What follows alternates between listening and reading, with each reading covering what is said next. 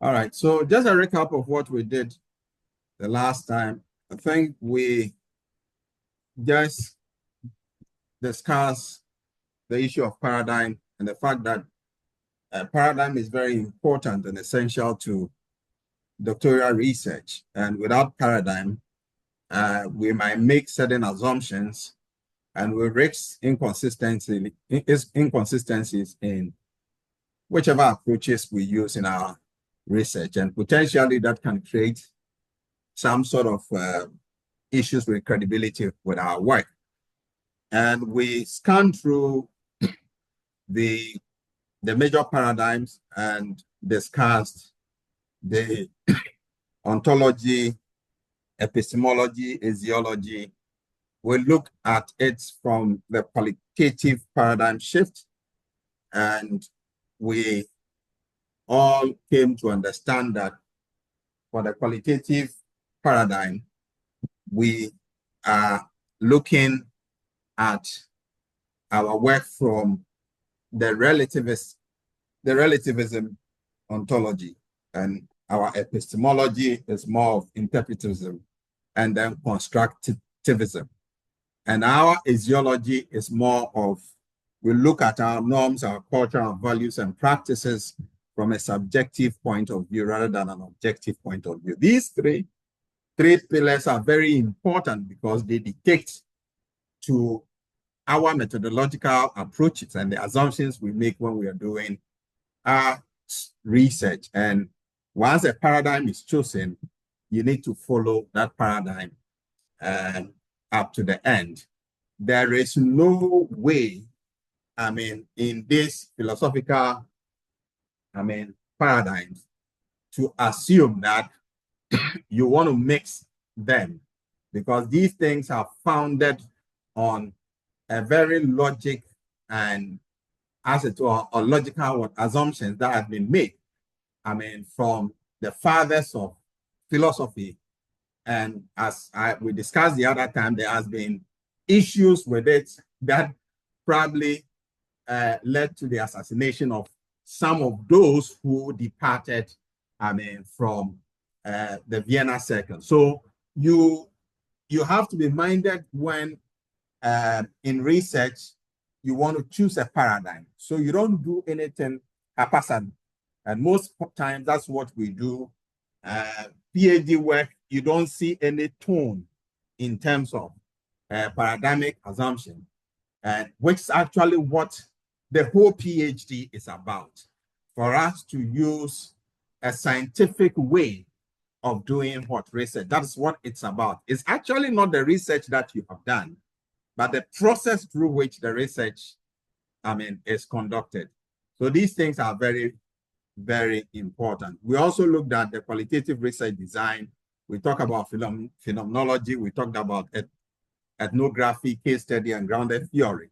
And we also discussed the narrative inquiry. And then we looked at inductive approach in qualitative study, how it is done.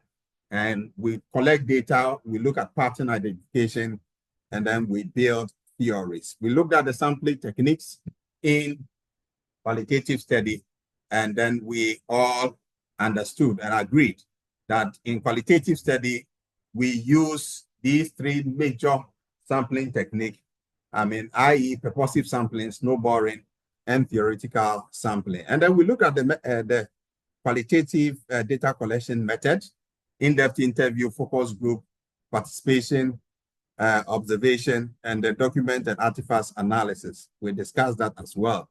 And then look at the data analysis and approaches, where we looked at thematic analysis, grounded theory coding, and narrative analysis and discourse analysis. What this means to us that when we are doing our qualitative study, we are only expected, when we pick that paradigm, to adhere to these rules and regulations. In other words, to these patterns, these practices.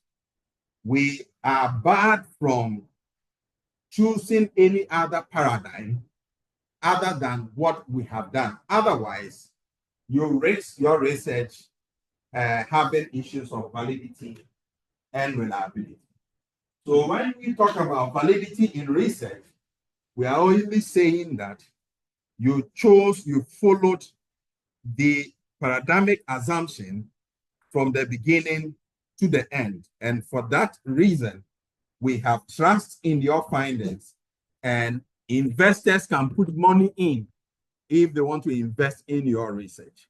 When you decide to do anything anyhow, it lacks that validity and inadvertent, it also leads to what? Reliability issues. We do not trust your work because you did not pass through that test.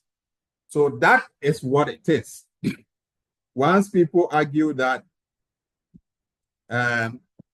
in these things we do, people do research and choose anything anyhow, you realize that they may, for some reasons, ask them to pass through, they'll get their PhD, but you're going to have issues.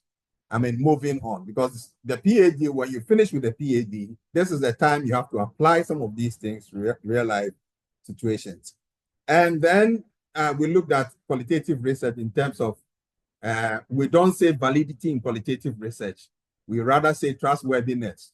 And that one, there is a process: credibility, transferability, dependability, and confirmability. Credibility is akin to what? Validity in what? Research. And transferability is also akin to external what?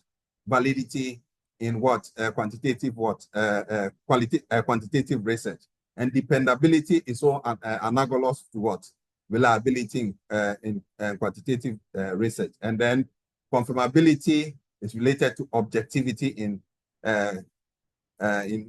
quantitative research. So this is how it works out. So when I look at your work and you're doing a purely qualitative work, and I see that you are doing validity and reliability, it tells me that you've missed, the path. And these things are very, very, very important. So let's bear this in mind. We also talk about qualitative research, case example. We start with what? A research question.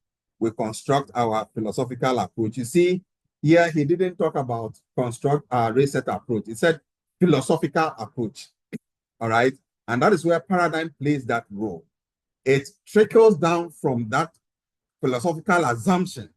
So here it said he is doing what? Constructivist. He's a constructivist.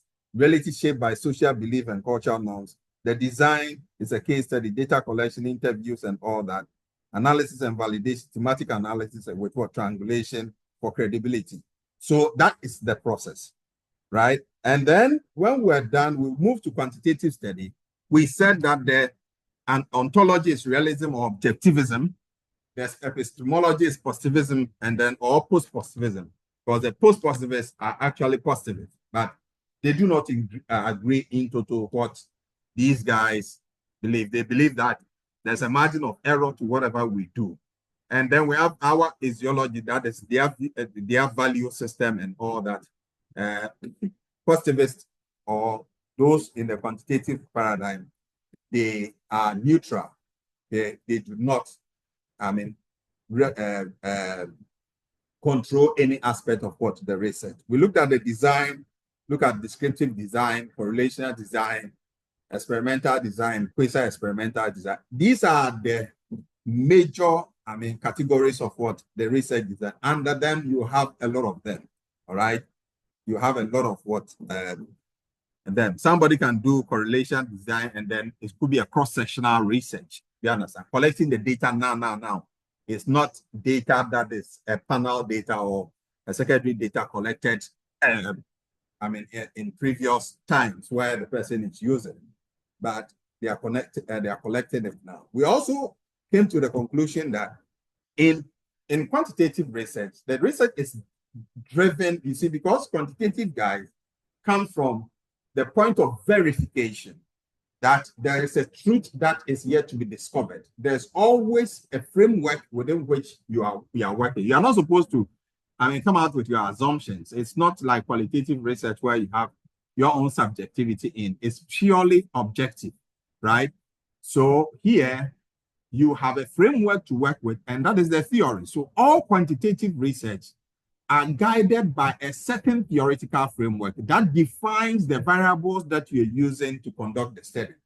And then if that theory that underpins the study doesn't give birth to the definition of the construct in your work, what it means is that you become guilty of what issues of what validity and subsequently reliability. And I gave you an example yesterday that the last time we met, that the truth in the matter is this, that in research, if you pick any variable like gender, those in sociology define gender differently.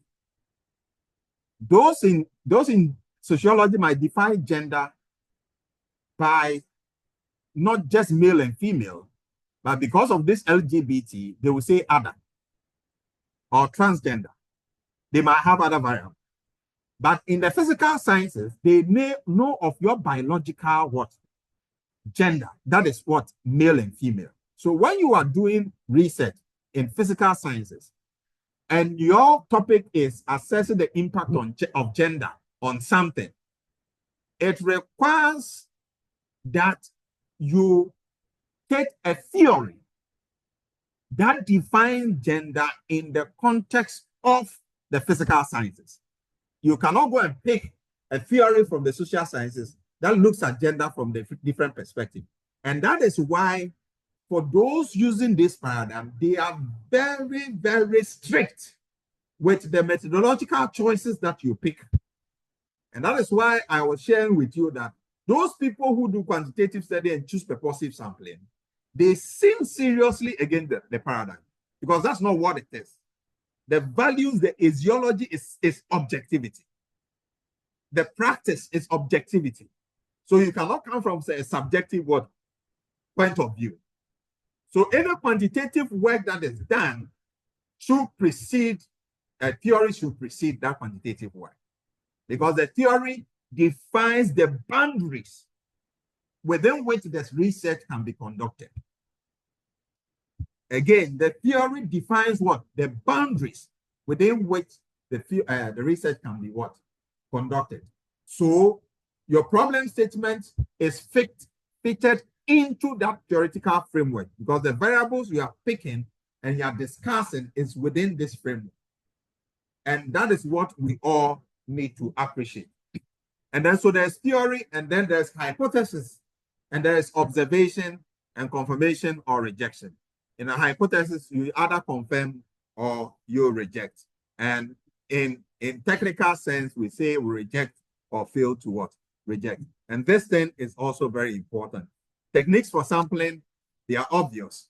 Random sampling, stratified, systemic, cluster, we discussed about it last time.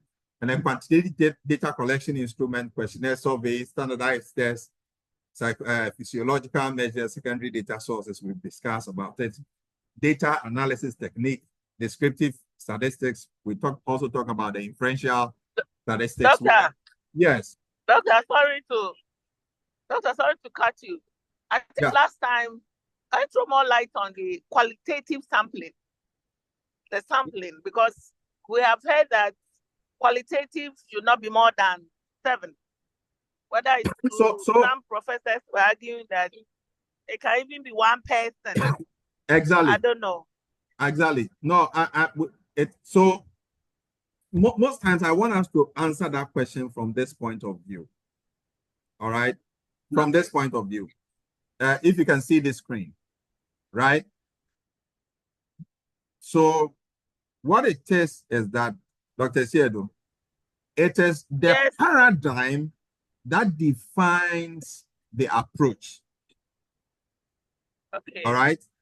It is the paradigm that defines the approach. And the reason why the qualitative people have the laxity to do what they want to do, and that anytime we try to introduce somebody's sampling technique as a format that we should follow, we risk of moving from subjectivity into what? Objectivity. Do you understand what I'm saying? So that is the problem now. Because see, the guy who is doing the qualitative research, He is actually looking at the perspectives of people. He's actually looking at co-constructing knowledge from different what perspectives. He is even not aware who is going to what interview. He doesn't know what the guy has in his mind. So if somebody says that qualitative, you can 7 is enough, what the person is doing is that he is buying you from what your level of subjectivity that you need to what express in the research, and now moving you to a kind of a framework that you should follow. If the person did 7, why are you saying that qualitative research should do 7? Because what if the guy used a different design? Maybe we did phenomenology, I'm doing ethnography, right? So why do I have to follow his sampling method? The paradigm allows us to look at our situation and look at what works for us as a researcher. More importantly, me as a researcher, you understand, I am the instrument. The same person is the instrument that is being used to what? To conduct the research. You understand? And my subjective views and everything is enshrined, and the paradigm accepts it. It says that is my ideology. So let no one tell us that when I'm doing qualitative study, I need to follow somebody's sample that he has done. That's the caveat for mine. I could make an argument that, okay, for the purpose of this study, you understand, the sample size will be 5. And it's based on the fact that this. If that fact that I have indicated has also been cited by someone who did similar, I can cite that person. But it doesn't mean that I'm using that person's, like what quantitative we do. We say that according to research survey, a sample size of 400, a population of what 4,000 should have a sample size of 200. I can't do that in qualitative research. I sin against what the paradigm. I can't do that.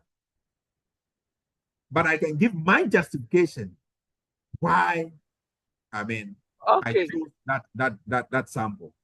So because I was thinking that if you are doing focus group, if you do focus group and you assemble maybe 5 or 10 or 15 people, why would they say that the minimum should be? So those are practices. You understand? Okay. Those are conventions.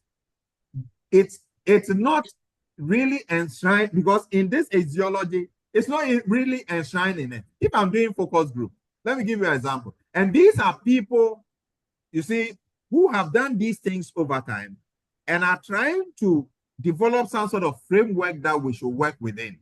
And most times, these qualitative people lose sight of these, their ideologic assumptions. Assumptions, okay. You understand? They lose that. So you see that there's a tendency for them to move from the qualitative and trying to shift to the quantitative research, which actually the paradigm doesn't say that. As I allow it, okay. I get it. What's the essence of focus group? Let's look at it. Focus group is to make sure that you get consensus from the experts. You understand? Yeah. That's actually what it is. So if you have a group of 10, you have another group of 10 and all that, or group of 5 and all that. But if I'm going for a study, and actually the group that I'm having are not that many. You understand? I have maybe just 10 people. Why do I do focus group? Okay. I have 10 people. But this time, I'm having about 50 of them. They are all experts. You get it? But I need their views. So is it possible that I can group them into 10? 10. 10, then I have 5 groups. Focus. And then I have consensus. So when I decide to use focus group, they are telling you that in your subjectivity, you understand, in order to be able to have a consensus, it makes sense that you have between 6 and 10. You understand? But if other than that, what you are doing might not be focus group. If you are talking to two people within a group, I have done in-depth interview with them. Okay. Thank you, Doctor. So that's about that aspect. Okay, thank you. So data, quantitative data analysis techniques, we have descriptive inferential statistics. And I told you that the inferential statistics, there are parametric tests and non-parametric tests.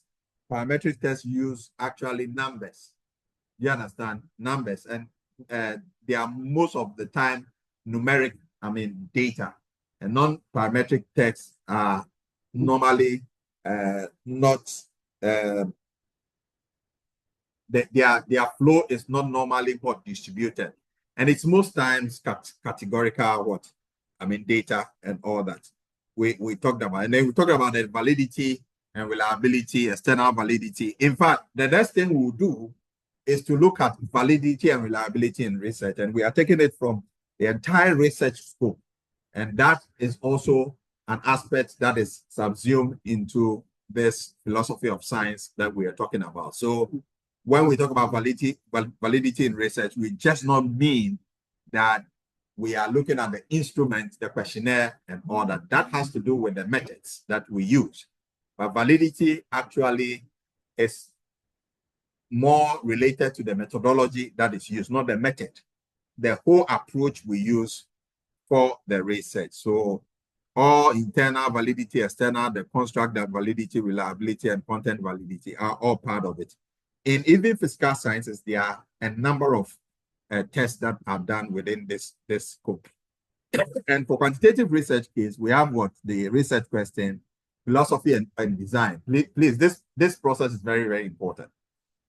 Sampling, data collection and analysis. Research question, philosophy and design. So if you look at the philosophy and design, it says positivist approach using quasi-experimental design, comparing schools with and without digital tools. And then the sampling technique is there. Stratify random sampling of 20 schools, 10 urban, 10 rural. You understand? And data collection, pretext and all that, and then the analysis, of that. So today we are going to talk about the mixed method, right? Doctor. Yes. Sorry to cut you again. No, we hear that case study. Is case study not predominantly qualitative research? Or do we still have case studies in the quantitative? So let's look at it from this perspective. Now, if I can have a case study which is quantitative, reason is that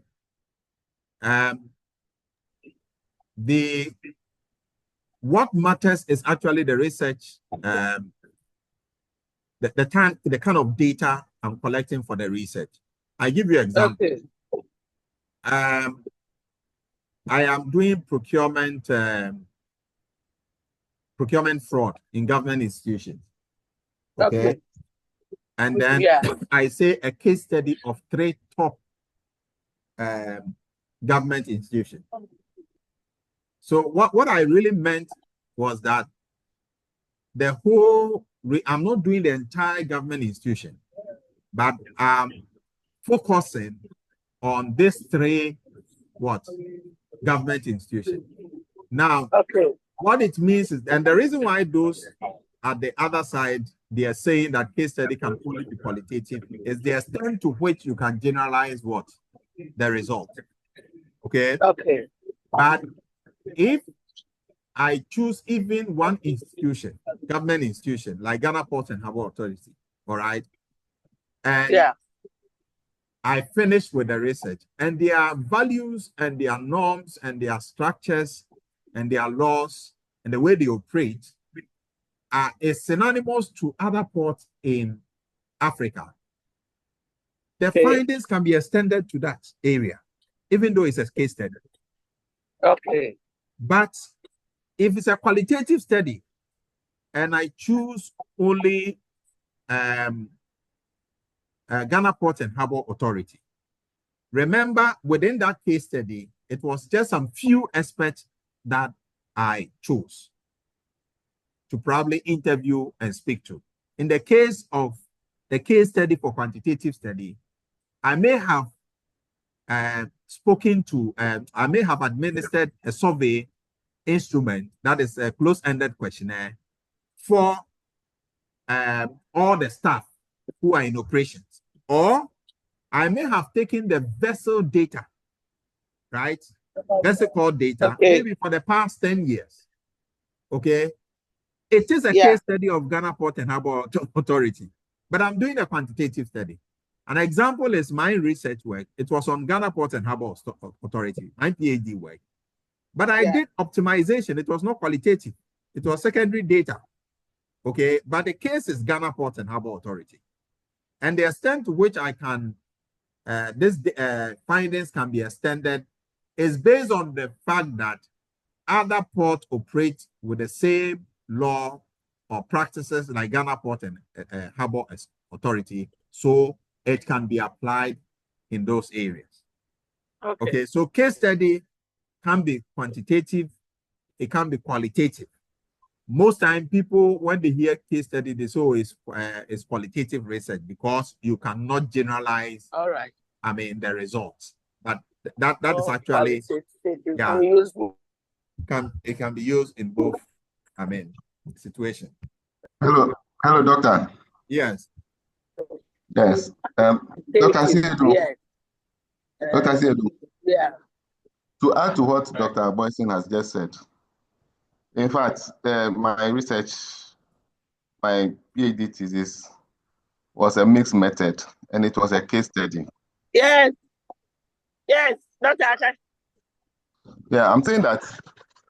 Okay. I've seen many researches. Thank you. I've seen many researches which are case study research, which are mixed methods. Some also were quantitative. And I'm giving an example of mine. Mine was a case study research, and it was a mixed method. So I've marked some thesis at GCTU, the master's thesis at GCTU, and most of them were case studies, and they were mixed methods. So that's what I want to add. All right. So. Hello. Good morning. Morning. Thank you very much, Dr. Siedu, for the question, because I was also a bit confused about that. Dr. Boyson, if you recall, when we went for the conference in London, there was a Nigerian professor who had also done a research, and it was a case study on just one of the geographical areas in Nigeria, a case study on the banking, something to do with banking. And then when he finished, he generalized it and said that it was, that was for the entire banking industry in Nigeria. And if you recall, I asked a question about that. So I was a bit confused because it was a case study. And at the end of his research, he generalized it. So I'm very happy that you have explained it the way you have. Thank you. Okay. We you know, in this field, we keep learning. Sometimes you might even finish the PhD and get to know so many things. And that is why it is not a journey where you get there, you say, I'm done. Because there is actually a lot, I mean, to unearth. I mean, in this philosophy of science. And the more you get into it, the more interesting it becomes. So some of these things, we'll get to know them. We will have to correct them. We have to draw people's attention to it, not with malice anyway, but we are just trying to make sure people do the right thing. And that is why sometimes some of the scientific discoveries you see of today, somebody will say that, oh, this research is not credible. Another person will say that it's credible. It only has to do with the paradigmic approach that was used to conduct the study. And that is why they will say this one is not correct or this one is correct in that order. So let's be mindful about that. And Dr. Siedu will tell you, for me, I frown on these things, no matter where I am, regardless of the panel that they are in place. I'll have to speak my mind and draw the attention that this knowledge is available. It's something that we know exists. So we shouldn't do things anyhow and then pretend that everything is okay. Because when we do that, we create very serious problems for the future generation. And I will be playing some short videos for you to appreciate some of these things. It's something which we should take seriously when we are doing our research. It's not cool at all to just mix some of these paradigms because it creates serious problems. And I have said that if in physical science, if they decide to do what we are doing in social science, then people are going to die. We're going to kill people, right? And it's important we take some of these things very serious. So the mixed method research paradigm, philosophical foundation. So the ontology is pluralism or realist pragmatism. So you see what they've done, realist, pragmatic. Realists are the positivists, but they say realist or relativist. Realist or what? Pragmatism. Their epistemology is what? Pragmatism. Ideology is value-conscious integration. Value-conscious integration. So for the mixed method, we are saying that for their ontology, the mixed method research embraces both the essence of multiple socially constructed reality, that's relativism, and then the presence of an external reality that can be measured, that is realism. So relativism and then realism. This ontological flexibility enables researchers to simultaneously explore both fact and subjective experience. For epistemology, which is pragmatism, pragmatics, it forms the core epistemological stance in the mixed method. Why? Because pragmatists believe that, okay, let me not tilt to the left or right. Let me see what works. And what works means that I am looking at what works with the quantitative side and what works with what? The qualitative side. And it says here that the pragmatism forms the core epistemological stance in mixed method, holding that truth is what works in practice. Do you get it? Bear that in mind. Holding that truth is what works in what practice. It's not what actually is conceptualized, but what works in practice. So research should be problem-centered rather than method-driven. Problem-centered rather than method-driven. And knowledge can be generated through both objective and subjective approaches. And that's what the mixed method guys, they believe. And their ideology is that there's a conscious, the value is conscious what integration. Mixed method researchers explicitly acknowledge values in research process while maintaining methodological rigor. They recognize that different perspectives can coexist. And researcher values must be articulated, especially during integration and interpretation phases. So a policy implementation would acknowledge how researchers' values might influence which quantitative metrics are prioritized and which participant voices are emphasized in qualitative component. So it embraces the paradigm. And the premise is that other than Kuhn, who believe that, okay, knowledge, there's a new paradigm, so we are positivists, but let's be very careful that there are other ways that we can also learn that truth, and what even we are holding, there is an extent to which that we can, there can be an error. So let's be very minded about that. Other than that, these guys are saying that we do not embrace whole positivism. we do not embrace whole relativism. We embrace what works in practice. And in practice, we adopt the view of objectivity and subjectivity in, conducting our research. That's what the pragmatists, they say.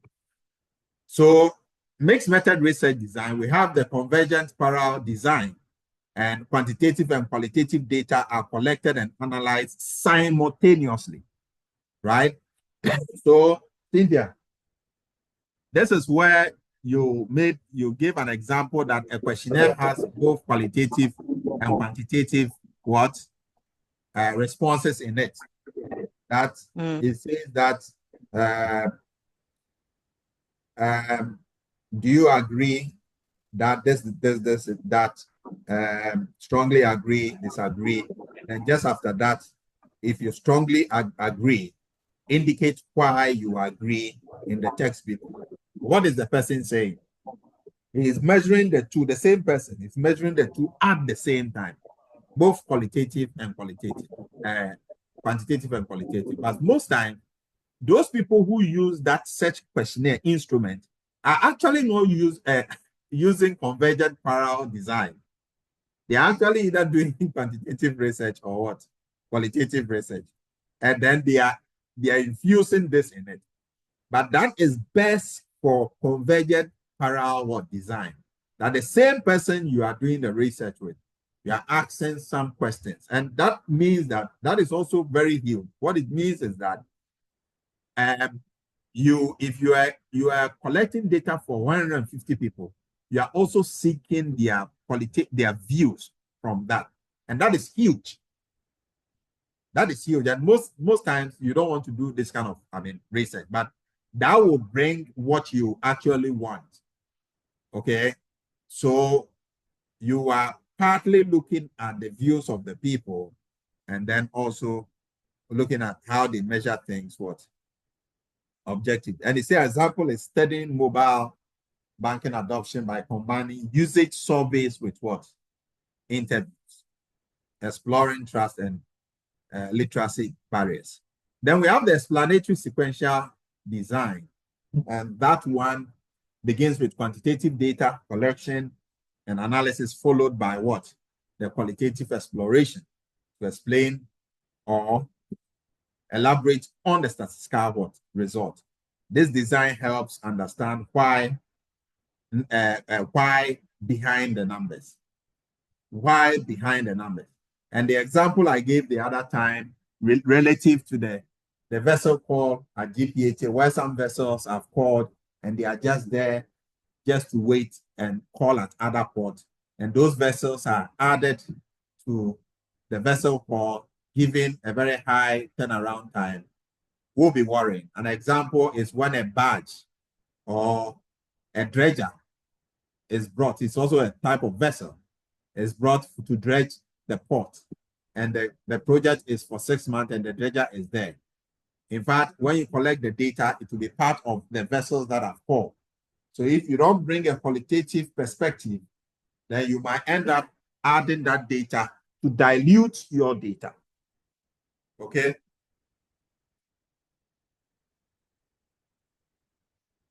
So we have to look at that, honestly.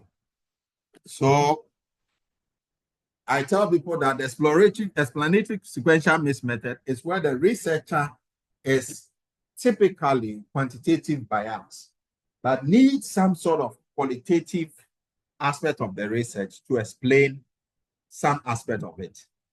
And then we have the exploratory sequential, which is the opposite of what? The other one, the explanatory sequential mixed method, where the research starts with qualitative exploration, when variables are not well defined, followed by quantitative testing or measurement. And this design builds instrument or identify important variable from further study.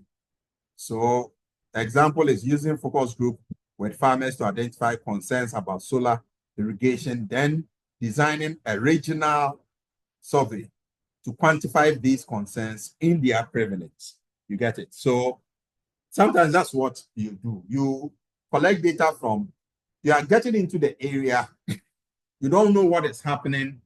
If you develop questionnaires, you don't know which variables to use. So what you want to do is to collect an initial data from some experts, and that will help guide you to know which variables matter in the research. And then you take it out from there. Then we have the embedded design, where one type of data, qualitative or quantitative, is nested within the predominant different methodology. The supplementary strand enhances the overall design in addressing secondary questions. Example is incorporating interviews with a clinical trial, all right, to explore participants' experiences with side effect or coping mechanism. This one looks like the convergent para, but that is actually not it. That one is the two studies are carried out at the same time. But this one is embedded, okay, in the other, just to make sure that, I mean, a particular problem is addressed. So these are the most of the designs that you see from mixed method research. So in your mixed method, if I see that you say you're using correlational design, you are very, very, very wrong. You understand? These are the broad, I mean, designs. And Chris Wall has spoken about this extensively, and we can make reference to that. So the approach for the qualitative research and the mixed method is abductive. You understand? That is deductive and inductive. Abductive approach. And it starts with observations, you formulate hypotheses, you test the hypothesis, and then you do the refinement. Have you seen how it works? Observation is more of a qualitative research, right? But after observations, okay, you do your testing, formulate your tentative hypothesis, you do testing, and then you refine this. So unlike strictly deductive or inductive approaches of quantitative and qualitative paradigm, mixed method employs abductive reasoning, a blend that allows researchers to move flexibly between theory and data. Okay, and this approach is particularly valuable when confronting surprising or anonymous findings. And for instance, in a community policing study, statistical data might show reduced crime rate in an area, but qualitative interview reveal unexpected community resistance to police presence. And abductive reasoning would prompt researchers to develop and test new explanations addressing these apparent contradictions, perhaps revealing issues of historical distrust not captured in the quantitative metrics. So these are things that, I mean, we have to pay attention to. So when it comes to the mixed method sampling technique, you see, there's a quantitative phase and a qualitative phase. Dr. Adam is here, and there's a design I gave to them which they use for their study. It's very appealing. It's like a framework. And for the mixed method, take note. Most people say mixed method, but they only address one part of the research in the methodology, and that is also worrying. If you say mixed method, whether it is parallel, sequential, or explanatory, or exploratory, or embedded, whatever it is, take note. You have to address the quantitative aspect. You have to address the qualitative aspect. So here, the quantitative phase, you have to address whether you are using random, stratified, or whatever. Qualitative stage, whether you are using maximum variation to capture diverse perspective, extreme case sampling to explore unusual situation, criteria sampling based on the predetermined characteristics, whatever you are doing, I mean, you would have to make us, I mean, understand this. That's why here is saying the mixed method typically employs probability sampling for quantitative purposive sampling strategies predominant. Do you get it? So you cannot ignore them. So sampling integration may occur at various levels using the same participant in both phases. Sampling qualitative participants from quantitative responses or connecting samples through analytical framework because it's mixed method. And this integration strengthens the relationship between the study component and also enhances interpretative power. So let's take note of that. Once you pick this paradigm, that's what you have to do. The instrument that you use, there's quantitative instrument, there's the qualitative instrument, and you want to integrate them. And the integrate and the embedded one is what Cynthia I was using as an example. So using initial interviews with teachers to develop a comprehensive survey on classroom technology integration, then conducting a follow-up interview with statistical outliers. All right. So you can integrate them anyhow you want, but you see, you either use structured tools to collect the numeric data through standardized procedures, or you want to do open-ended flexible tools that capture rich textual data or contextual information and participant perspective. Okay, you can have semi-structured interviews, focus group, and all that. But that data you are collecting, address the qualitative part and then address also the quantitative part. That is very, very, very important. And then data analysis in mixed method research. So you can do initial, it says separation analysis, initial analysis of quantitative and qualitative data using paradigm appropriate techniques. Whichever paradigm, whether it's quantitative or qualitative. You can also converting one data type into another data type, quantitizing or qualitizing. If you want to transfer the quantitative data to qualitative data transformation, it could be done. Somebody might decide to assign that maybe there were themes, and the themes that were recurring. What you want to do is to give numbers to those themes. So you say that the theme of AI appeared 200 times or 30 times. That's how people, so you might want to do that transformation. And combining data sets through comparison, connection, or building. You can also do integration. And then you can also do meta inferences, drawing conclusions that incorporate insight from both data. And I think that Frances, in your work, that was done. So mixed method analysis involves both separate analysis of each data type and integrating such strategies to bring the data set together. Take note, the essence of choosing the mixed method paradigm, what actually drives you to do that is that you think that by bringing these two paradigms together, you might be creating what we call synergy. You might be coming out synergy in principle means 1 + 1 is 3. 1 + 1 is 3 is that if you have one idea, that is 1. If you have another idea, that is true. If you combine the 1 and 2, you get another new idea. So 1 + 1 is what? 3. You understand? That is the synergy. So you expected that when you do a mixed method, you are coming out with something very strong. So if there is no convergence or divergent view as a result of the mixed method you did, then you may not have addressed specifically the gaps that probably are in literature.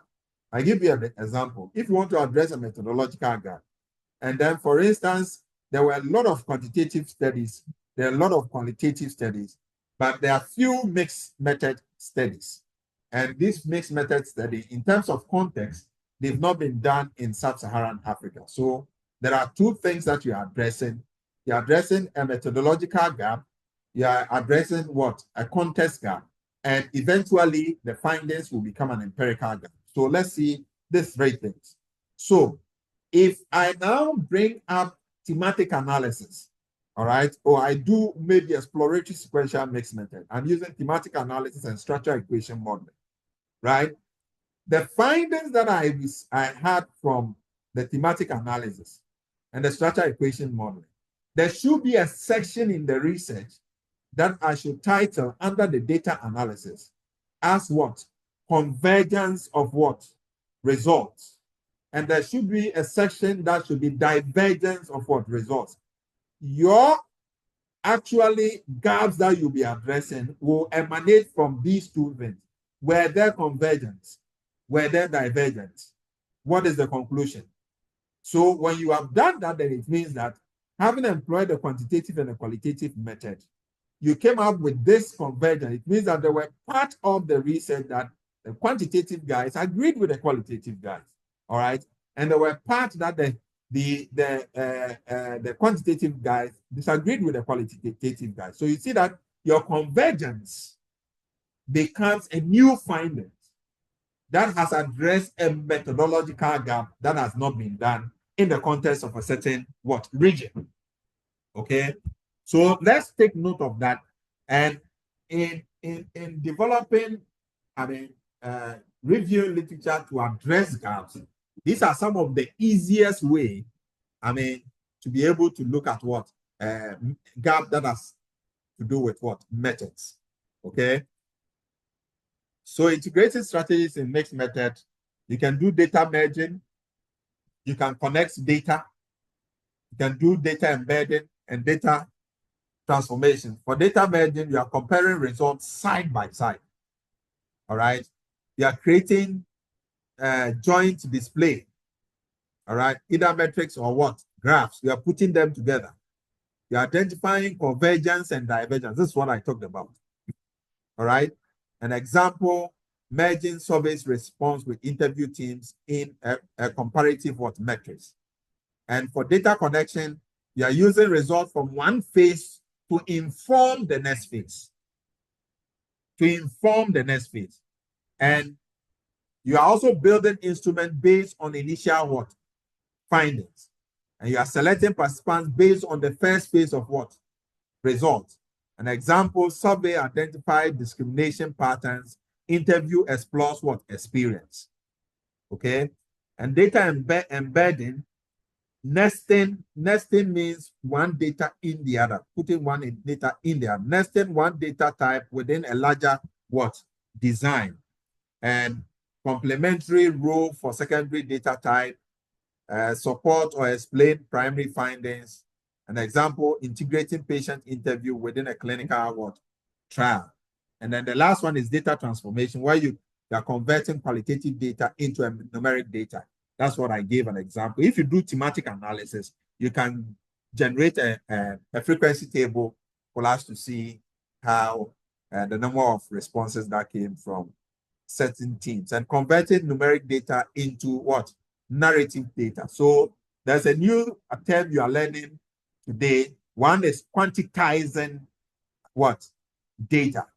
That is converting qualitative data to quantitative data. And then there is the qualitizing data. That is converting numeric data to qualitative data.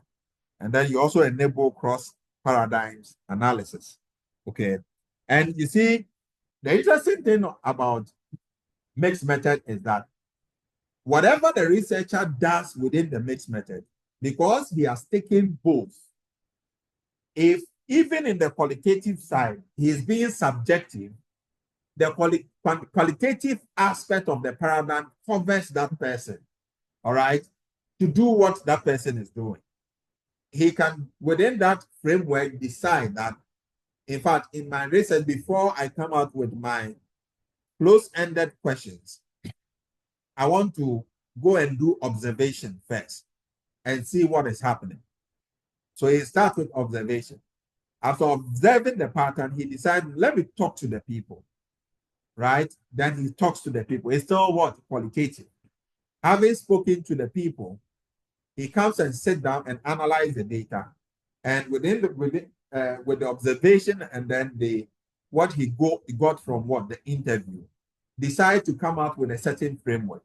And then now pick the framework and decide to develop some questionnaires, pick the variables and develop some questionnaires on them, and then now go to the field to collect the data. Even at the time of collecting the data, he can still do some interviews. Okay, you cannot badge him that he has done something wrong because he is working within both paradigms. He is doing a mixed study. So you have the freedom to do those things within a mixed paradigm rather than a purely quantitative or a quantitative paradigm. So validity in mixed method We have component-specific what? Validity, ensuring quality within each separate strand using paradigm approach, appropriate what? Criteria. Here, what it's saying is that if you are doing quantitative as a mixed method, and there's a quantitative part, and then there's a qualitative part, just make sure that you address both issues of validity for the qualitative part, quantitative part, and issue of credibility for the qualitative part. So quantitative validity, qualitative credibility, those things should be, addressed specifically. Don't leave one out. And it said integration validity, evaluating the quality of connection between quantitative and qualitative. So there's something they call triangulation in the methodology side. You talk about triangulation, how you're going to infuse the findings of the qualitative into the quantitative or vice versa. And meta inference quality, where assessing the soundness of conclusion drawn from what? The integrated whole. So validity in mixed method extends beyond ensuring quality in each separate component. It requires careful attention to integration process and the legitimacy of what the conclusion drawn from combining both types of what evidence. Because of the mixed method side, there is the tendency that the researcher who is now concluding finally on the study is likely to tilt to a certain bias mode, which anyway the paradigm accepts, or being too objective, which anyway the paradigm accepts. So even though caution is thrown, it stays within the paradigmic what assumption. And once there's triangulation, we know that the two paradigms has weakness, but we have merged them just to compensate for the shortfalls of the two, their weaknesses, in order to come up with something very, solid. So, mixed method case example, research question: why do some public and private partnerships succeed in urban infrastructure projects while others fail?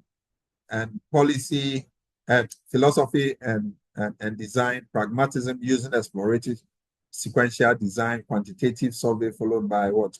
Interview. There, you see the quantitative phase and the qualitative phase. This is amazing. The quantitative phase and the qualitative phase, and the integration of an analysis, joint display table, linking and scar predictions, and with qualitative teams, meta influence development, explaining success factors. So this urban planning research example demonstrates how mixed method provide complementary insight. Quantitative data identify that stakeholders' engagement significantly predict success, while qualitative investigation reveals that the underlying dynamics of communication breakdowns, political interference, and trust deficit that explains this statistical relationship. So people like using the mixed paradigm because they don't want trouble. So some institutions bar you from even doing qualitative study, and which is sad. And it's just to tell you the truth, they are on appreciation, you understand, of the paradigm, because most of the guys are left wing, all right, and they see qualitative as more of research that is the women like qualitative, but it is the qualitative work that are grounded in theory that today the quantitative people are able to develop, confirm and develop extend theory as they want it. So selecting the appropriate research paradigm. So what do we do? This is very, very important. Let me ask questions here if you have questions, because we are moving to a higher order. Let me ask if you have questions.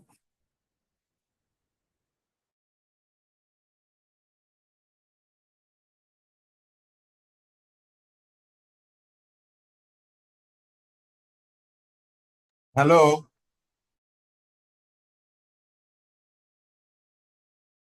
Any question?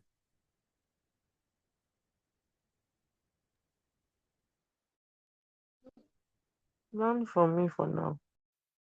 Doctor, I'm fine.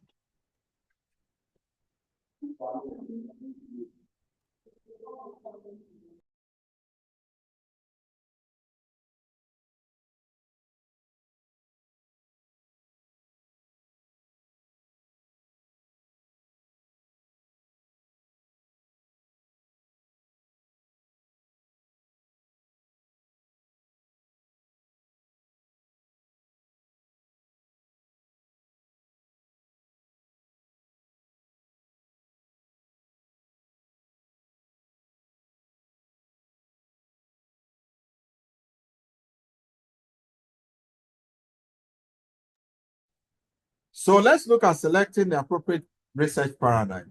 The first thing to do is that the research question should depict. So how does this work? So the nature of your inquiry should guide paradigm selection. Questions about meaning, lived experience, or context may suit qualitative what? Approaches. Do you get what we are saying? Here we all have to talk. Hello? Yes, Doc, we are here. We are here. They said that questions about meaning. So you have some taxonomies like understand. Some taxonomy like what? Explore. Some taxonomy like what? Formulate. It said live experience or context may be qualitative approach. Questions about relationship, the effect of this, the impact of this. Question about relationship, effects, or trends, you understand, may require quantitative what? Methods.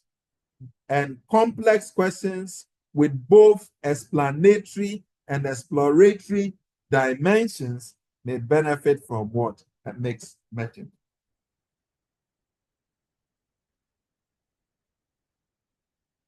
Theoretical framework. Your theoretical orientation influences paradigm selection. This one, we may have to do a whole dossier about it. Critical or interpretive theories often align with qualitative approaches. Positivist theories typically align with what? Quantitative. Pragmatic framework may suggest mixed method, so you ensure philosophical coherence between theory and method. And the other question is,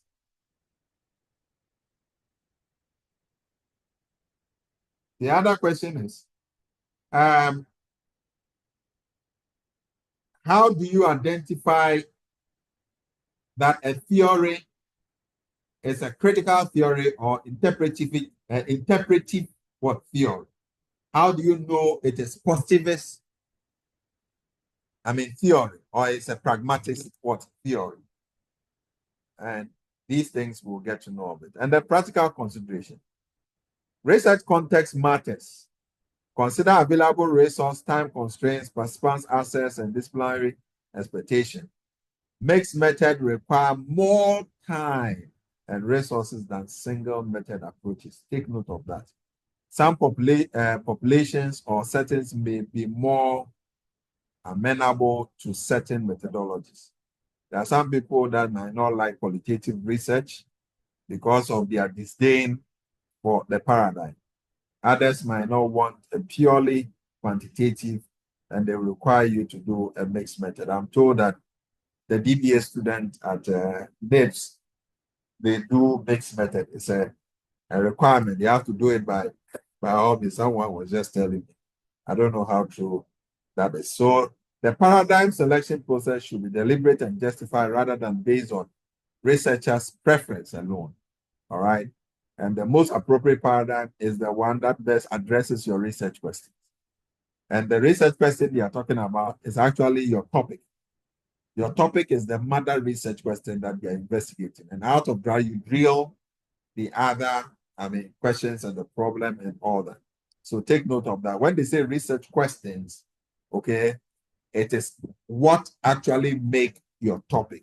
So you could have some 3 or 4 research questions, but when you put them together, it addresses the topic. So in some jurisdiction, the research is not started with the topic. They are actually dealing with some milestones with the research questions. They will finish with the research before they will give the research a topic. In some, that's the bottom upward approach. Some jurisdiction that is actually, that. So what actually drives everything you do is your research question. Why are we saying that? Because in research, we answer questions. You understand?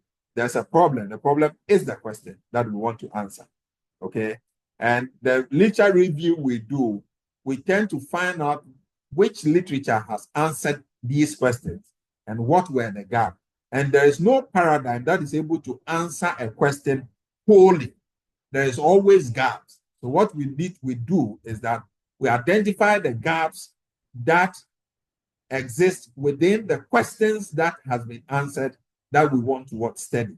And then we also use that gap to formulate some research questions and then try to address them in the research. So that when we are also done, we tell our readers that we sought to address this particular gap. To a large extent, we have addressed 1, 2, 3, 4, but we had issues of methodological gaps that were constrained, that was not addressed. We sought to, use a sample size of 400.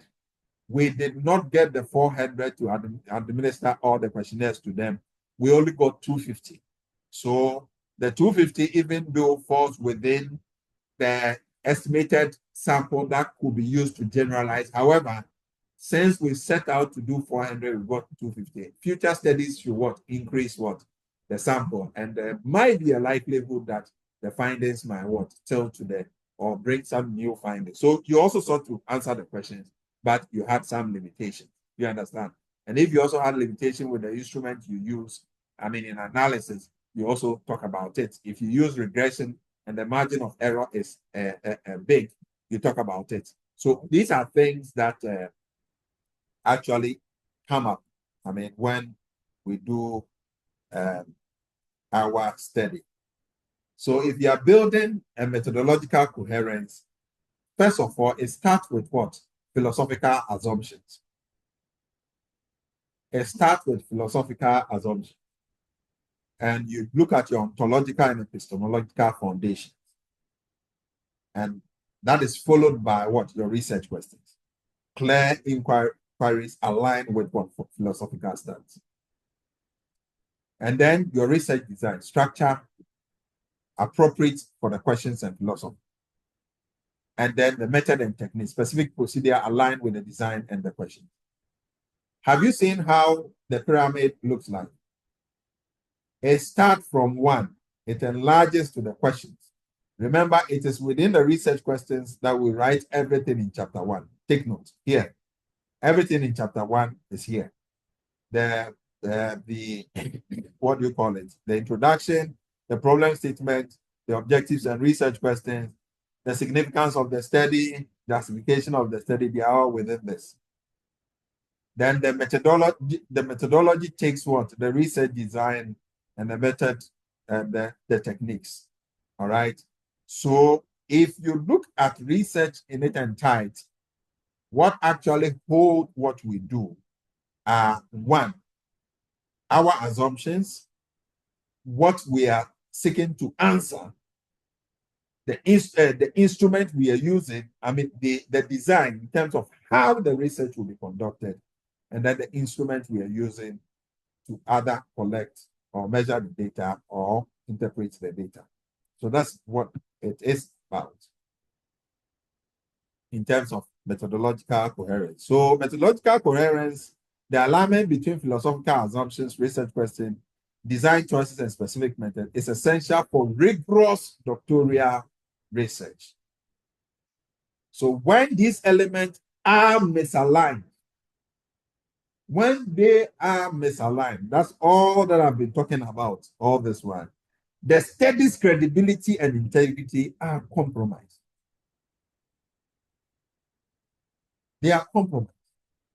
So sometimes when these things are flouted at the PhD level, if not for some peculiar reasons, it tells you that the researcher, you shouldn't be allowed to even proceed. Because if you are a medical doctor, you go and kill people outside there. I don't know whether you get what I'm saying. If you're a medical doctor, we are social sciences doctors. We deal with phenomena, explaining society and whatever. But if this was a medical doctor who was graduated to go, and then there are misalignments, there are instances where doctors give medication to patients, and patients who are very critical will read the side effects of the medication. Once upon a time, one doctor gave me a medication. You know, these footballers, we used to get this deep vein thrombosis because of during football. We have issues of blood clots, cause injuries and other. This doctor gave me a medication and put me on a life. I said, I'll take the medication for life. So I went and did research about the side effect. And the side effect was that I could bleed to death. So I put it aside. This is one from heart surgeon. I put it aside. And then went and bought a book, Eat Your Medicine as Food. And I was using it. So after 3 months, I went back. And then he did a test and realized that it appears that everything is fine. And it said that, were you taking your medication? I said, yes. He said, no, I don't think you were taking your medication. I said, what were you expecting? Then I went into my car. I said, this is the medication you gave to me. You gave me a medication that they've written on it that I could bleed to death. And you thought that it was good to give this to a human being. And I said, no, it is not that death. And I asked that, is there any big or small death? Death is death. And he convinced me I should show him what I did. I never told him. So if we misalign this structure, if we decide to pick any instrument from any of the paradigms for the research, when we are not within a certain, paradigm, and for that matter, we are using that paradigm for requirement, we will have issues with integrity of our research. And that is very important. So, for example, a researcher claiming a constructivist philosophy, but using only standardized survey without qualitative components. Listen on. Without qualitative components, demonstrates incoherence. Similarly, research questions about causality require design that can establish causal relationship, not merely correlational approaches.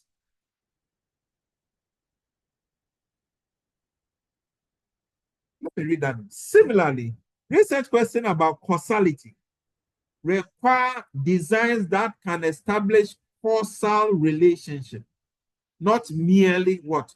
Correlational what? Approaches. So you saw when we went to the quantitative, there's correlational.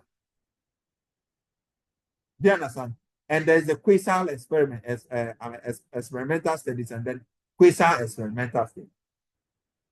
Quasi experimental study, we establish causality itself, but that is more of what?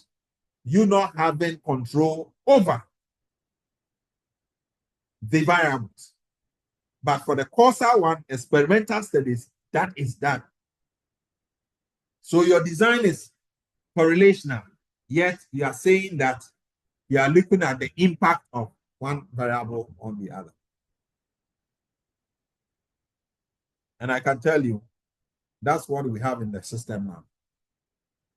We can take about 1,000 publications that has been done, and you could see very serious infractions. And these publications, some are in Nature, some are in top tier A journal. And you see some of these things in. And there's a need for us to drum home with some of these things so that we make these corrections.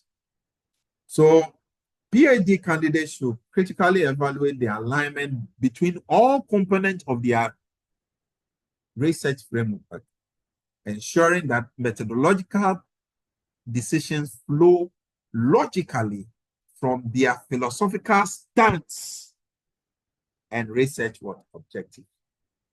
This coherence strengthens the study's foundation and enhances its scholarly contribution. Okay. So these things are very, very important. Very, very, very important. So let's look at common ethical consideration across research paradigm. For qualitative research ethics, you know, the ethics we are talking about is the axiology. Remember. Okay. So ethical issues in qualitative often center around relationship and interpretation, reflexivity, as a result of positionality, reflexivity to deal with positionality about power dynamics, confidentiality in small identifiable communities, appropriate representation of voices, managing emotions, content, and sensitive disclosures, ongoing consent as research involved. Whilst you are interviewing the person, at a point in time you ask, do you still want to continue on with this research? At any point in time, if you're tired, let me know. For example, in ethnographic research, researchers must constantly navigate their insider-outsider status and ensure community voices are authentically represented. If you come to quantitative research ethics, we are talking about transparency about statistical method. If I'm using maybe chi-square for analyzing categorical data, I'm using multiple regression, I should state the assumptions underlining the regression. First and foremost, that if I'm using regression and I'm using it for parametric data, numbers, then I should state that there are certain things that I have to do. First of all, the assumption is that there should be normal distribution. All right. So I have to do, a normal distribution analysis. I have to do that to show that it is distributed. I have to do the issues about the ketosis, do you understand? And all that. I have to do it. Even the normal distribution, how it is scaled. Okay? I have to do that. And these things are very, very important. And proper handling of outliers and missing data. Sometimes the missing data, we don't report it, right? They give you a data set, and some months in 2020, 3 months did not record, but you chose to enter your own data there without reporting that there was missing data. You see, these things have to be properly represented. Other than that, we create problems, for ourselves. And then avoiding avoiding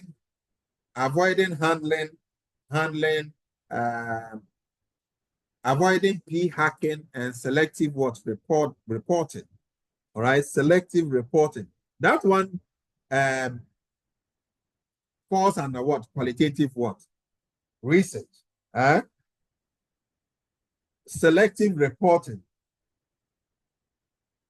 That is something we do even in quantitative study.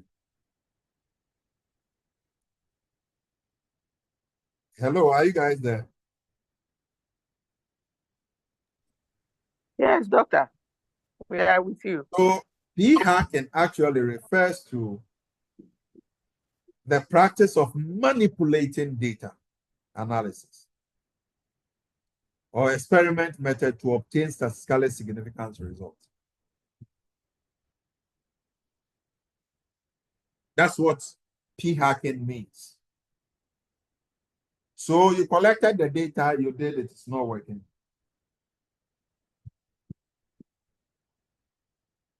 And what you do is, and we all do that, you do several statistical tests, trying many tests, dividing the data, doing partial correlation and all that.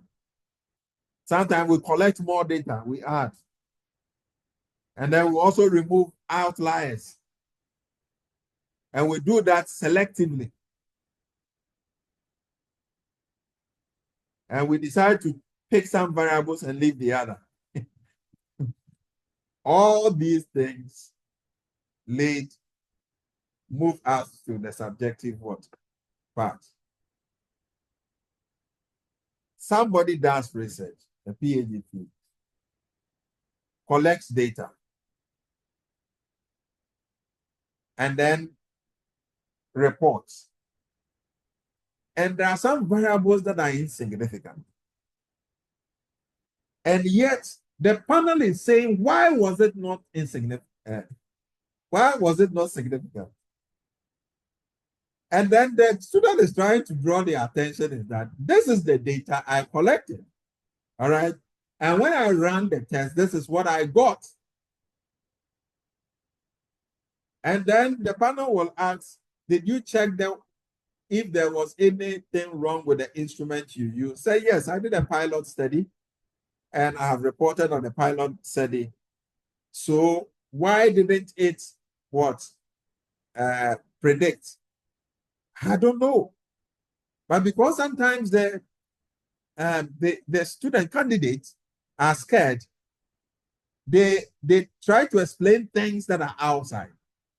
Because that is the data. There's nothing you can do about it. And the student, knowing very well that this is how this panel will behave, would now go and fake data and bring the results that the thing is predicting, hiding the actual truth that is on the ground. And that's where we find ourselves. You understand? Because they wanted to predict. But what we should know at this level is that the fact that the thing didn't predict is also a useful finding. It also gives us a cause to investigate. It is not all that the time that hypothesis should be significant. It is also good if it is not significant.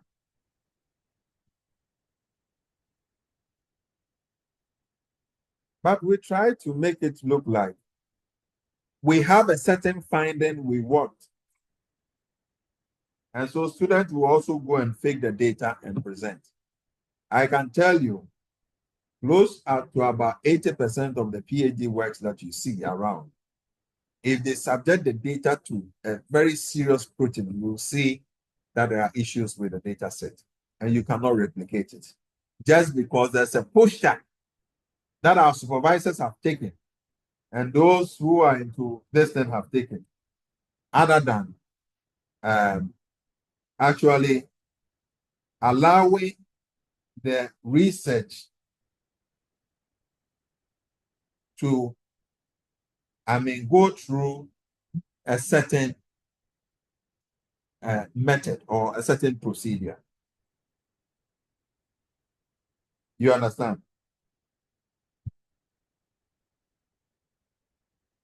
So that becomes a problem. Then common methodological pitfalls in doctoral research: philosophical inconsistency, claiming one philosophical stance while employing methods aligned with another. Have you seen it? This fundamental mismatch undermines the study's coherence and credibility. For example, claiming a constructivist perspective, but applying purely statistical measures without exploring meaning. Right? Methodological misalignment, selecting methods that cannot adequately address the research question posed. This results in findings that fail to resolve the core inquiry. For instance, using cross-sectional survey to address questions requiring longitudinal investigation, data that is over time. You are saying that you are assessing the impact of AI on what? Sample. Impact study should have longitudinal data. It should have previous data, all right? Maximum, 4 years, so that you can do previous and now. But if you are using impact and you are collecting data today, then it's a cross-sectional study. Doctor, right? Yes. Yes, the word impact, I think we use it even when we are talking about effect. Yes. But from your study, from your explanation, impact is longitudinal. Yes, it is. Meanwhile, we are doing cross-sectional study and we talk about impact. Okay. So that's wrong, right? No, that's wrong. It's all over. What can you do? It's all over. All right. It's all over. But we should get it right. Impact deals with longitudinal data. It could be a panel data, right? Like Cynthia's work. Yeah. It's an impact work, right? Because it dealt with data over 20 years. All right? Okay. And was trying to, look at a certain trend. So that is impact. But you don't collect data today and measure impact. You are measuring effect. That's cross-sectional. Okay. I'm measuring effects. Yes. I've done some work, but then when I get back, I'll go and change the impact effects. Yes. No, I've but even submitted, but I'll go and withdraw it. But so the problem is that, Dr. Siedo, the problem is that, you see, we have not taken the things to look at these things very well. And yes, I think that in academia, most people, after attaining the PhD and becoming professors or senior lecturers, I think they stop learning. It's actually, or better still, we were fortunate to have Professor Mensah to take us through philosophy of science. And some of us took the serious interest in it. Either the way it is taught, or better still, the fact that people were, it was taught independently of the thesis that we are doing. We saw it separately from the thesis that we are doing. We thought that that is just you being philosophical, but it has nothing to do with the thesis, without realizing that the philosophy of science itself is actually the PhD we are doing. And that should influence every decision we take in our inquiry. But most PhD students have lost that part, right?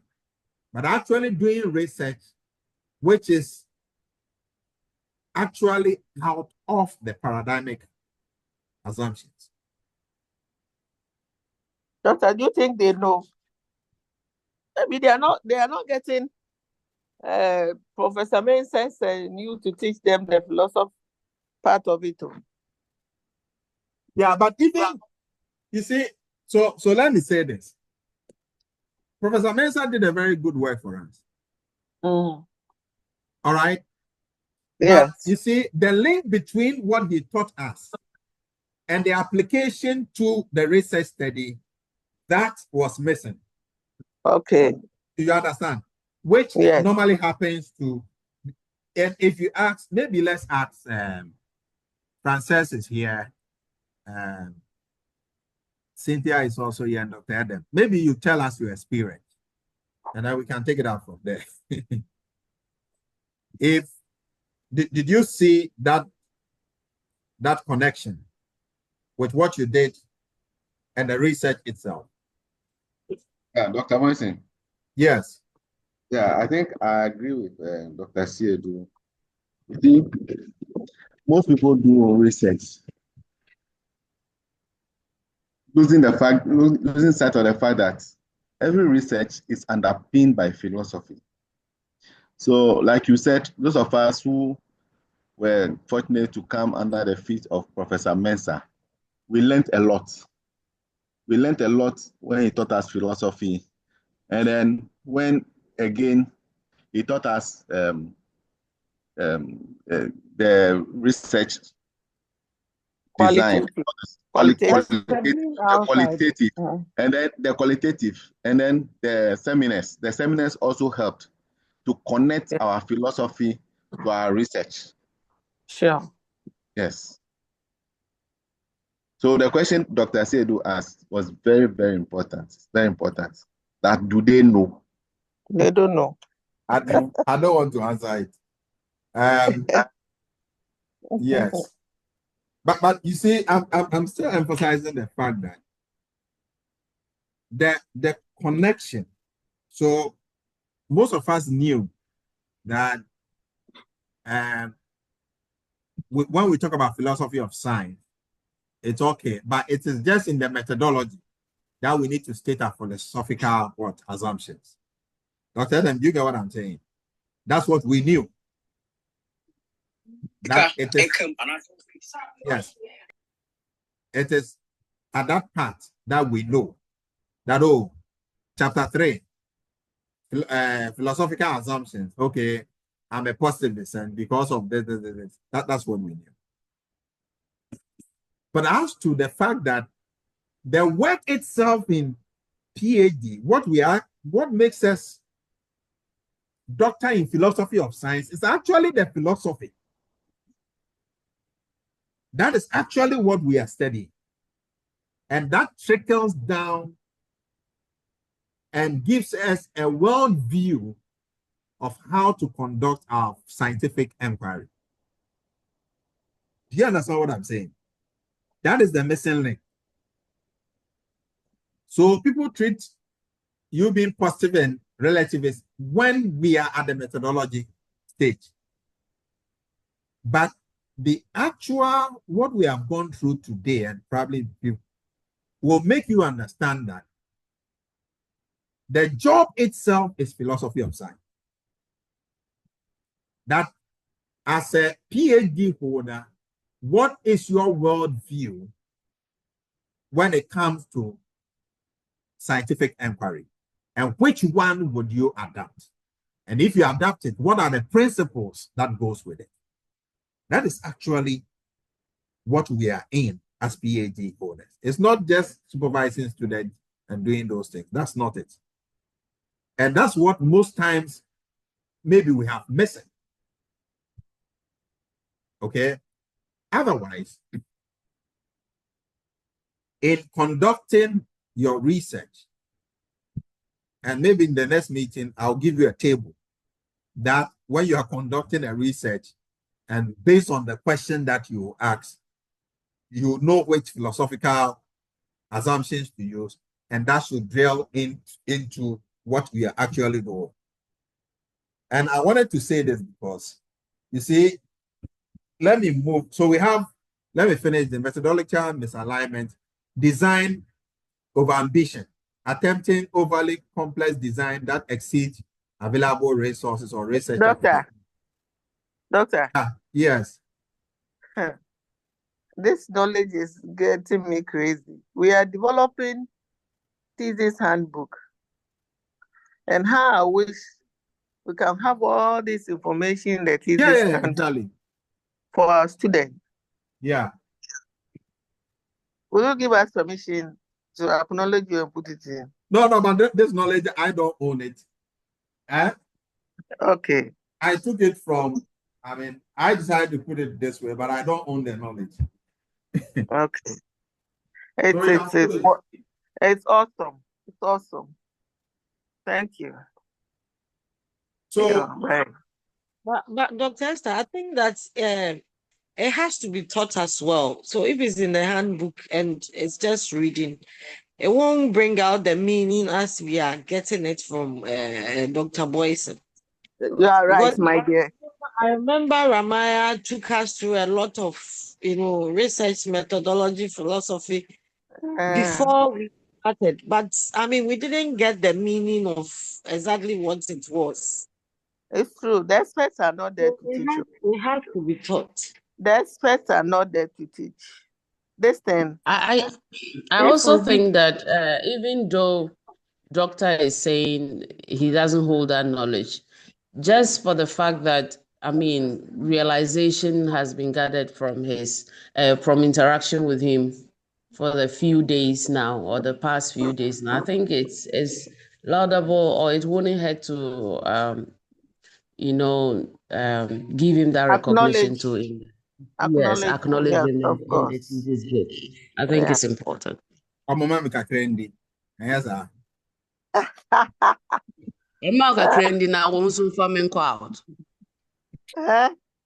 Yeah, it's good. It's laudable, because now my fear even is that if at the university level we have professors who can teach it the way he's teaching it, who can explain the way it's explained, doctor is explaining.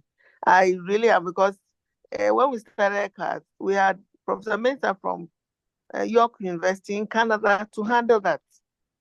It tells me that we didn't have the expertise within to handle that. So I'm now going to mimic Dr. Boyson and study it well, so that if they give me the opportunity, I'll also be able to deliver. That's just by the way. Yeah. Thank you. So we have talked about design of I want to lead you to something very, very significant that is going to tie what we have done at the end of the day. And the last one is insufficient integration in the case of mixed method. That is failing to meaningfully integrate qualitative and quantitative components. People do mixed study and they fail to do that beyond superficial reporting. And this wastes the potential of the mixed method approach. So if you didn't want to report on the qualitative side, why did you even do the mixed study? You get it? What was the essence of it?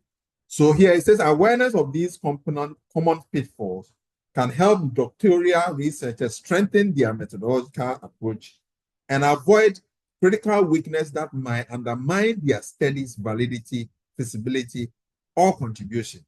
Regular consultation with supervisors and methodological experts can provide valuable guidance for this one. I want to quickly, this one, software for writing research analysis. There are a lot of them here. The freelance one, writing methodological chapter. And again, what we did previously. First of all, you see, philosophical foundation is what is starting. Clearly articulate your ontology and epistemological stance, explaining how these philosophical assumptions inform your approach. Connect these foundations to your research question and disciplinary context. That is what starts. Doctor, sorry to take you back. You talk about the pitfalls. One of it is the lack of integration. I thought that is the triangulation we do, or it's wrong. Yeah, it's a triangulation. Let me go there. All right. It's a triangulation. That's it. Insufficient integration. It falls under mixed method. Yes, please. Yeah. So you are right. Okay. Thank you. So where was I? Yeah. Telling us about the tools.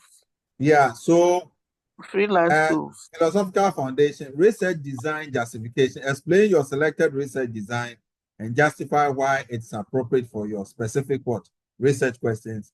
Discuss alternative considered and why they are not chosen. Demonstrate methodological coherence. Now, detailed method description. Provide comprehensive details about participant selection, data collection procedures, instrument use, analytical technique. Include sufficient information for other researchers to evaluate and potentially replicate your approach. And the limitation acknowledgement. Candidly address methodological limitation. This is scope and limitation of the study, right? The scope of the study comes at the introduction level. The scope and delimitation comes there. And the limitation itself comes at the end of the research. In most cases, it's the last item. Limitation and future research. Tell them, and you know the reason why you have to do that. If you do that, it makes it easy for young researchers to just pick your limitation and then rework it into research questions to start another research. That is why in most journals, when you publish, they will tell you that limitations and future studies is very, very important. Because when you cut that one off, then you are not helping, scholarly knowledge continuation or discovery. You are not helping it.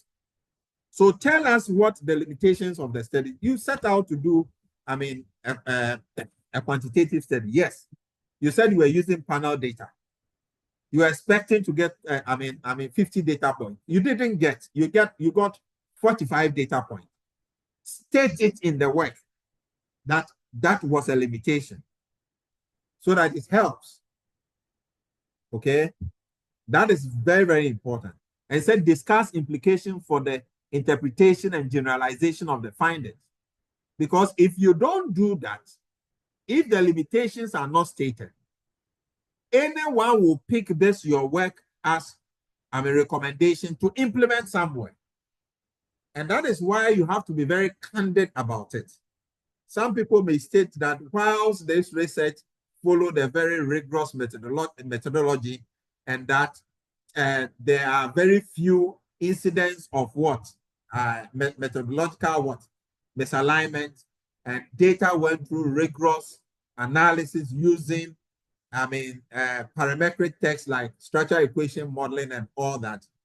It should also be noted that the application of these findings should be done carefully, taking into consideration context. Do you understand? And the time this study was done. You could say that just to save people. It's like giving medication and not giving prescription. That how many times am I supposed to take the medication? People will take to their own detriment. So the methodologies chapter serves as a crucial bridge between your research question and findings. It should convince readers that your methodological choices are sound, well justified, and appropriate for addressing your research question. Clarity, transparency, and critical reflection are essential qualities of a strong methodological chapter. Take note of it. Some researchers have even stated that research starts from methodology. Methodology actually is what you are bringing to the table. That's what they believe. They say introduction is just ranting. Literature review is what others have done. You are trying to tell us that these people have answered the questions and all that. Your methodology is actually where your research starts, right? And that should be done carefully. So evolving trend in research paradigm, you have the 1950s and the 1970s, dominance of positivism and quantitative method across discipline. Emphasis on objectivity, measurement, and statistical analysis. Qualitative approaches often marginalized as unscientific. It's up to today, and yes, our time. Just take note. The 1980s and 1990s, the qualitative revolution brought constructivist and interpretivist approaches into the mainstream academic discourse. Critical questioning of positivist assumption and recognition of subjectivity in all research. Then the 2000s and the 2010, now the hybrid came. The rise of mixed methods as a legitimate third paradigm, bringing the quantitative and qualitative approaches, development of philosophical framework like pragmatism, support methodological integration, and the 2010 and present digital transformation of research methods, big data approaches, computational science, social science, digital ethnography, blur traditional paradigm boundaries, increased emphasis on transparency, open science, and participatory work approach. This one, the 2010 and present, it's actually, building on the mixed method. Do you understand? But it's saying that big data approaches, now there are big data, computational, social science, digital ethnography, traditional paradigm, boundaries, and then it said blur traditional paradigm. That is the positivist and the relativist.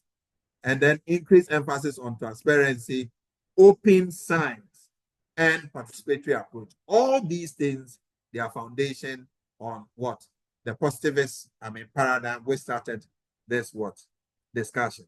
Now you would know why people, some institutions don't want the qualitative research.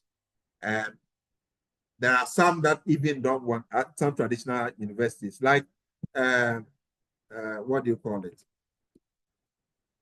UCC, I'm told, some departments do not allow qualitative research at all. They don't want to see it.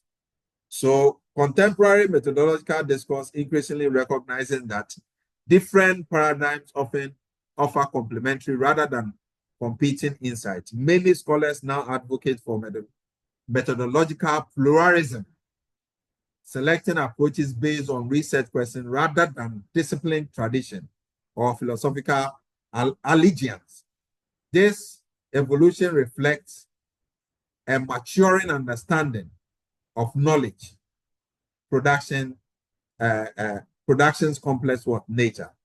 So now, if I am positivist by nature, it doesn't really mean that all research I'm doing should have that paradigm in there, if that I'm biased to positivist. And that's why it's saying that disciplinary, it says that many scholars now advocate for methodological pluralism. All right? Selecting approaches based on research questions rather than disciplinary traditions or philosophical allegiance. If the paradigm, if what you are doing, it is within a certain paradigm, go with it. But don't force a qualitative research to become quantitative or quantitative research to become qualitative. And that's what most times happen on the panel. That the guys who are seated there, they are all statistics inclined. So when the guy is talking about qualitative, why didn't you give justification for this? Why didn't you do this? And then they will mess the person up. So we have participatory and transformative paradigm. We have the ontology, the epistemology, and the ideology. Ontology, reality is socially and historically constructed through power relations. Multiple realities shaped by social. We've talked about these things. I don't want to bore you down. I want to move you to something else. Okay.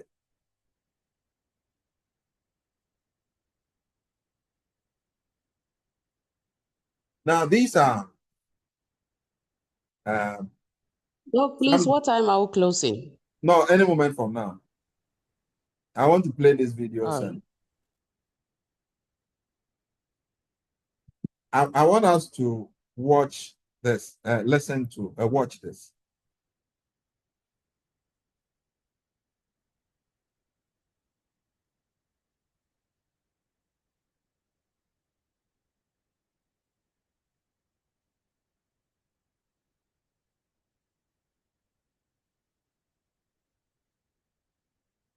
Let me see if, oh, anyway, let me check. I wanted you to view something.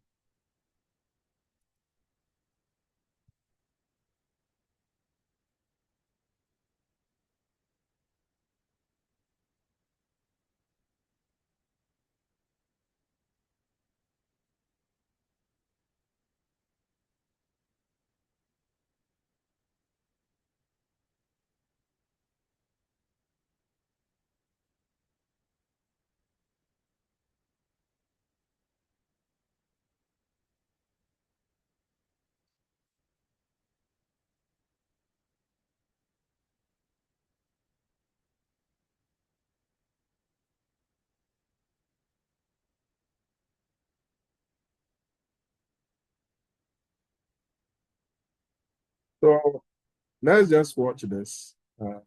There's this one video.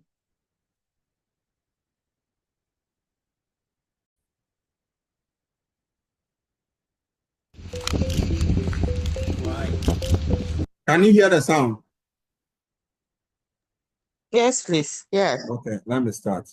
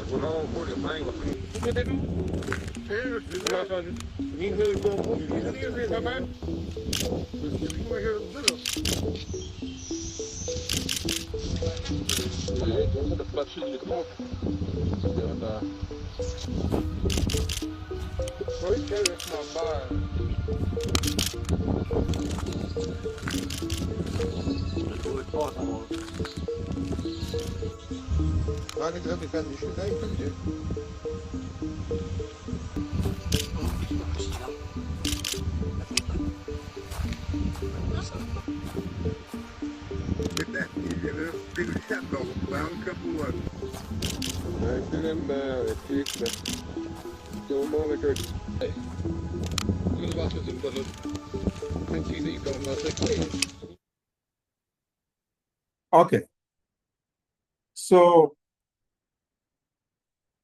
there's a video, I have a lot of them, that researchers have discovered. These are areas, some a tunnel in the pyramid, others in the Bermuda, under the Bermuda Triangle, things they claim they have seen. All right. It throws us to a certain area of discussion about scientific discovery. And this discussion actually leads us to what the positivists had said time in memorial, that there is a certain truth that exists that has to be discovered. That in scientific research, what we do is to find an objective means of discovering the truth. As to their word objective, if that is the only means, is a different matter. But the fact of the matter is that there is a truth that exists about reality. And I want to leave you with this at the back of your mind, that there has been civilization more advanced that has existed prehistoric, before we even started talking about history. And if you study about Egyptology, that talks about the Egyptian civilization, which is not the first civilization that has been known, you realize that even putting up the pyramid, you needed a certain scientific, understanding, a certain technology to be able to do what they did. If you go to Taj Mahal and you see that edifice was built by one emperor for the wife, and the wife brother, the brother killed him, that he wasted money and all that. You go to the designs and they tell you that they brought people from Persia, and some of them took like 5 years to design one of these designs, and you have over 10,000 of these designs on the walls, that if you use your phone and you put a flashlight, you see that there's something burning inside. That technology was there. So my question to you and my conclusion to this is that this whole thing about the doctoral process, it's actually to challenge our mental faculties into opening our thought about what is possible to discover in nature.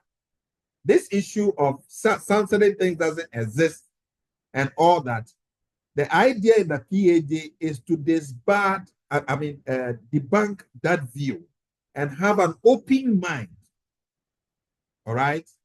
One of the videos they were talking about, those times they saw certain things, and now there are very sharper cameras and they are seeing it better. What if tomorrow these cameras we are using, 60 megapixels, becomes 1,000 megapixels? Maybe we are not seeing it well.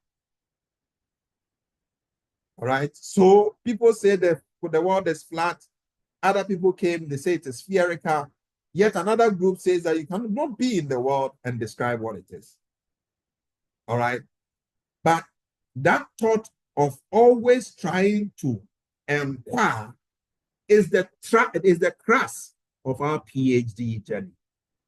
The thought of inquiry, wanting to know, and not to take things hook, line, and sinker, anything that we are told, and not to believe all the things that we have been taught just as it is. It's actually something that helps us to discover more. And that is why we are in this profession.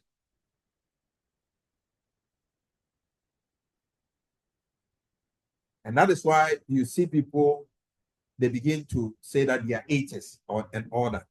I personally believe that everything that exists, we are able to know through scientific inquiry. And scientific inquiry doesn't really mean the tools that the researchers, the Vienna Circle people have propounded. They are part of it.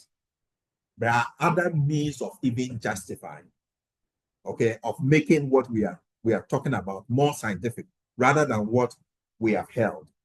And like Kuhn said, this paradigm shift is actually dictating these things in helping us to discover more. All right. Some people sleep and they dream. Who says there's no explanation to dreams? Who says there's no scientific means why dreams exist? Who says there's no scientific means why, there's connection between, there's this astronaut and astrology and astronomy? Who says there's no scientific means? The fact that we cannot put it on metric, who even designed the metric? The fact that we cannot put it on metric, that doesn't mean that it is not scientific. So to conclude, we should have an open mind. That's the call for the PhD. The doctoral journey is to give you an open mind and to help society with your critical thinking, rather than being more of an ordinary person that looks at things from just 2 or 3 perspectives. So that is what we are actually doing. Once you get there, then you realize that you don't even have more time to listen to, be whiling time around. You are also always in the process of discovery to find out, to know why. Okay, I've started, studying into the celestial beings and all that. It is my inquiry. I just want to know. I just want to know. And I'm reading, I'm researching, I'm debunking theories. I'm forming my own opinion. And that's what at the PhD level we do. Otherwise, even Ghana will not have scholars. Far from Professor Alote, who died, who was a physicist, we may not have true scientific and social scientists who would want to delve into some of these things because everybody is just looking at a different direction. Anyway, I'm done. If you have any questions, you can ask.